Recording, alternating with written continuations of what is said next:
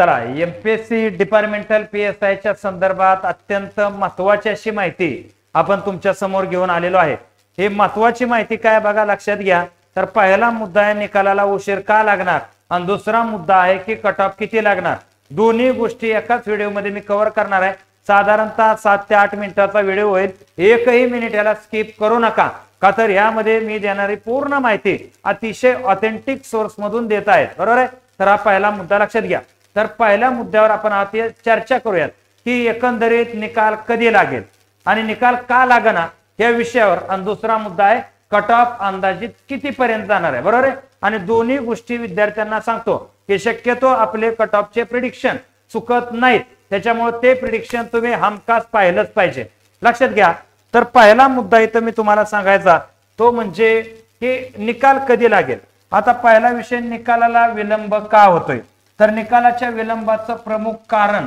या ठिकाणी तुम्हाला सांगतो। तर 2016 मध्ये एक ऍड आलेली होती आणि आरक्षणाच्या संदर्भात त्या ऍड वरती एक केस झाली होती, आणि त्यामध्ये एक 200+ जागेचे कॅन्डिडेट त्यांना ट्रेनिंग मधून रिटर्न जावं लागलं होतं, सिलेक्ट झालेले PSI। आणि आता अशी मागणी चालू आहे की ह्या ज्या तुमच्या 715 जागा आहेत सध्याच्या, ह्याच ऍड मध्ये ह्या 200 वाढवाव्यात, आणि साधारणतः ही जी ऍड आहे ही अशी 815च्या आसपास, म्हणजे ही एवढी मोठी ऍड जावी अशी बऱ्याच जणांची इच्छा आहे, बरोबर आहे। त्यानंतर मध्यंतरी एक गोळ पण झाला होता की डिपार्टमेंटलची एक्झाम बंद करायची वगैरे, त्यावरती पण निर्णय झालेले। तर या एक प्रमुख कारण आहे की याच्यामुळं हे या गोळामुळं, न्यायालयीन गोळामुळं हा निकाल उशीर लागतोय। त्यानंतर दुसरा मुद्दा तुम्हाला सांगतो, दुसरा विषय लक्षात घ्या की सध्या आचारसंहिता सुरू आहे, आणि जे विद्यार्थी मुख्यला पात्र होतात या सुट्ट्या घेण्याची दाट शक्यता असते, आणि म्हणून या इलेक्शनच्या निवडणुकीच्या काळामध्ये या सुट्ट्या तुमच्या पडू नयेत म्हणून या ठिकाणी आयोगाकडनं सुद्धा फोर्स करण्यात येत नाही की लवकरात लवकर हे निकाल मार्गी लागावा म्हणून, बरोबर आहे। तर हे दोन प्रमुख कारण आहेत, आणि त्याच्यामुळं या सगळ्या विषयामुळं साधारणतः तुमची एक्झाम जे हे मुख्य परीक्षेची एक्झाम कशी जरी केली तर तुमची मुख्य परीक्षा ही 1 ऑगस्ट नंतरच तुमची मुख्य परीक्षा होण्याची दाट शक्यता आहे, म्हणजे अभ्यासाला तुमच्याकडे भरपूर वेळ आहे। आता आपण मूळ मुद्द्यावर येऊयात की तुमचा कट ऑफ किती लागू शकतो ह्या मुख्य विषयावर येऊ। तर पहिल्यांदा मी तुम्हाला इन्फॉर्मेशन देतो बघा। पहिल्यांदा विषय लक्षात घ्या की सध्या एकूण जागा 715 जागांसाठी आपण बोलूयात फक्त, का तर जागा वाढल्यावर अजून मी सांगतोय त्याच्यापेक्षा कट ऑफ घसरणार आहे। आता 715 जागा तर RTI नुसार टाकला, त्यामध्ये असं आपल्याला माहिती प्राप्त झाली होती की टोटल 28,773 विद्यार्थी हे मुख्य परीक्षेसाठी पात्र झाले होते। 28,773 विद्यार्थी काय झाले, मुख्य परीक्षेला पात्र झाले। त्यापैकी एक्झॅक्ट पेपर देणारे विद्यार्थी हे 26,546 विद्यार्थी होते। आता यामध्ये बरेचसे विद्यार्थी माझ्या प्रचंड क्लोज मध्ये विद्यार्थी होते। तर त्या ठिकाणी मी पाहिलं की साधारणतः ज्यावेळेस मला 10 विद्यार्थी भेटायचे, 10 पैकी 5 विद्यार्थ्याचा या ठिकाणी पात्र असून सुद्धा परीक्षेशी काही संबंध नाही। म्हणजे यामध्ये जर तुम्ही पाहायचं झालं तर या 26,000 मध्ये 13,000 विद्यार्थी आपण असे पकडून चालूयात की ज्यांनी डिपार्टमेंटचा अभ्यास बऱ्याच काळापासून करतायत, म्हणजे 2022 मध्ये जे मुख्य परीक्षेला गेलेले होते आणि काय कारणाने अपात्र झाले असे विद्यार्थ्यांची इथं चांगली फाईट असेल।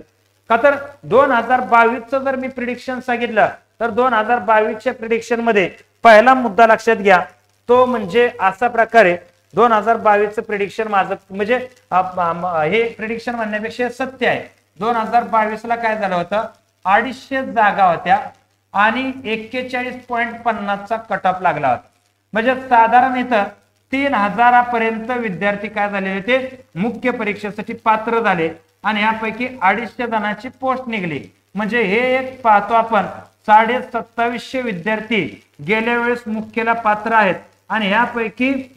या वर्षी 90% हेच विद्यार्थी आहेत। आता 715 जागेचा जर आपण विचार केला तर 715 जागेमध्ये आपण ह्या एक्झामचा रेशो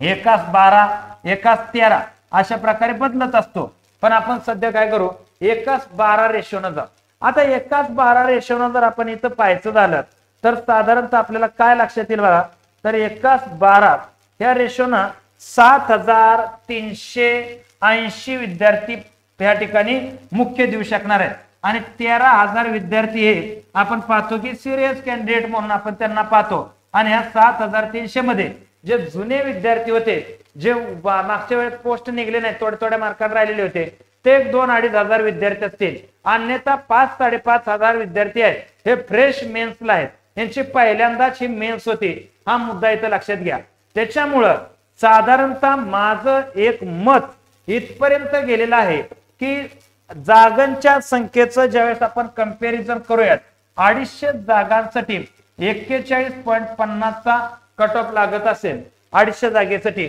तर 615 जागेसाठी या ठिकाणी मी कट ऑफचे प्रिडिक्शन ऐकले काय जर म्हणे 34 लागेल काय जर म्हणे 36 लागेल बरोबर आहे आता मी तुम्हाला सांगतो बघा आता हे काय लेक्चर मी डिलीट करणार नाही हे लेक्चर राहणारच आहे युट्यूबवर लेक्चर राहणार आहे ना आता मी सांगतो ते तुम्ही ऐका हे बघा तुम्हाला 28 ते 32 पर्यंतचा हा कट ऑफ खाली येऊ शकतो किती मी माझं तर मत 28 पेक्षा तो खाली येऊ शकतो पण 28 ते 32 ची जी रेंज आहे या रेंज मधल्या विद्यार्थ्यांनी 100% अभ्यास करावा आणि जर केसचा मॅटर विद्यार्थ्यांच्या बाजूने गेला तर या 815 जागेपर्यंत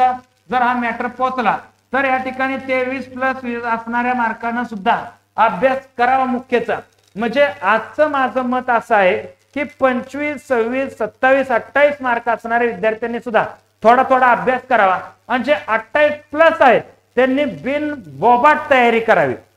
हे बा एक्झाम झाली लगेच मी काही व्हिडिओ कोणते टाकत नाही हे झाली परीक्षा याला वाचा कट ऑफ टाकायला की असं मी कधी करणार नाही का तर याचा जोपर्यंत मला एक प्रॉपर कॉन्फिडन्स तयार होत नाही की आता कट ऑफ सांगितला पाहिजे तोपर्यंत काय मी याचा कट ऑफ सांगत नाही आणि मला आता कॉन्फिडन्स आलेला आहे की 28 ते 32 आतापर्यंत तुम्ही माझे एमपीएससी चे सगळे प्रिव्हियस प्रिडिक्शन बघा हे प्रिडिक्शन या ठिकाणी अचूक भरलेले आहे अचूक प्रिडिक्शन आहे त्यामुळे हेही प्रिडिक्शन चुकणार नाही का तर पहिलं या ठिकाणी माझ्या अभ्यासासाठी डेटा असतो की एकूण विद्यार्थ्यांची संख्या किती होती त्यापैकी परीक्षा दिली किती आणि पेपरची लेवल कशी होती पेपर हा सोपा नव्हता मॉडरेट टू हार्ड लेवलचा पेपर होता म्हणजे काय प्रश्न सोपे होते पण काय प्रश्न प्रचंड टफ होते जे एमपीएससी रेग्युलर करतात ना त्यांचे सुद्धा बुबडी वळणारे प्रश्न होते त्यामुळे पेपर सोपा नव्हता 28 पेक्षाही थोडे 2-3 मार्क कमी असतील ना तरी सुद्धा तुम्ही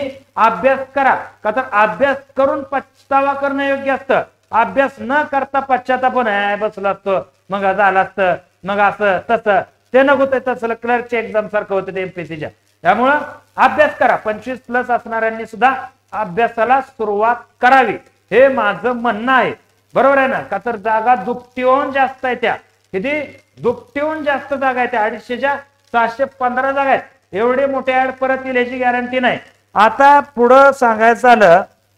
तर या ठिकाणी अभ्यास करण्यासाठी तुम्हाला जर बॅच असेल तर 2499 रुपयाची पेपर 1 पेपर 2 ची बॅच आहे ज्यामध्ये या ठिकाणी आपल्याकडे घासून पुसून फॅकल्टी असतात जसं की फॉरेन्सिक सायन्स आहे या फॉरेन्सिक सायन्सला दीपक कलडोने सर 10 वर्ष झाले ते फॉरेन्सिकच शिकवतायत या ठिकाणी असे तज्ञ फॅकल्टी आहेत ऋतुराज सर आहेत त्यानंतर ऍडव्होकेट पाटील साहेब आहेत असे सीआरपीसी आयपीसी शिकवायला भरपूर मोठी टीम आहे त्याच्याबरोबर टेस्ट सिरीज आहे आणि माझं पोलीस बांधवांना म्हणणं आहे की तुम्ही लोकांकडनं पैसे घेता मी तुमच्याकडनं घेतोय असं काय हे सूत्र नाही की असं काय माझा बदला घ्यायचा विषय नाही माझं म्हणणं काय आहे की तुम्ही इथं पास होताय अभ्यास करा आणि या ठिकाणी या अभ्यासाला जरी आता या ठिकाणी तुम्हाला जर संशय असतोय अला सर तुम्ही डिपार्टमेंटल एक्झाम मध्ये कधी नव्हता आता कसं काय फर्स्ट टाइम उतरलेले तर ज्या वेळेस आपण उतरतो तो प्रचंड ताकदीनच उतरत असतो आणि ताकद तुम्ही आपले व्हिडिओ बघून बघू शकता ताकद काय त्याच्यामुळे ह्या बॅच मधून तुम्हाला 100% फायदा होईल आणि अभ्यास करायला सुरुवात करा आणि हे प्रिडिक्शन मी बॅच या ठिकाणी आता महाराष्ट्रात सगळ्यांनी जास्त प्रिडिक्शन केलेले माझं एकट्याचं कमीचं प्रिडिक्शन आहे ते ह्यासाठी नाही कोर्स विकायसाठी बरोबर आहे ना मिशात साठवून पोट भरत नसते त्यासाठी प्रिडिक्शन नसतात हे प्रिडिक्शन असे आहेत की तुम्ही कुठेही कधीही कसाही अभ्यास करा पण या ठिकाणी जे विद्यार्थी 25+ आहेत त्यांनी अभ्यासाला नक्कीच सुरुवात करा चालेल, या ठिकाणी मी थांबतो. जय हिंद, जय महाराष्ट्र.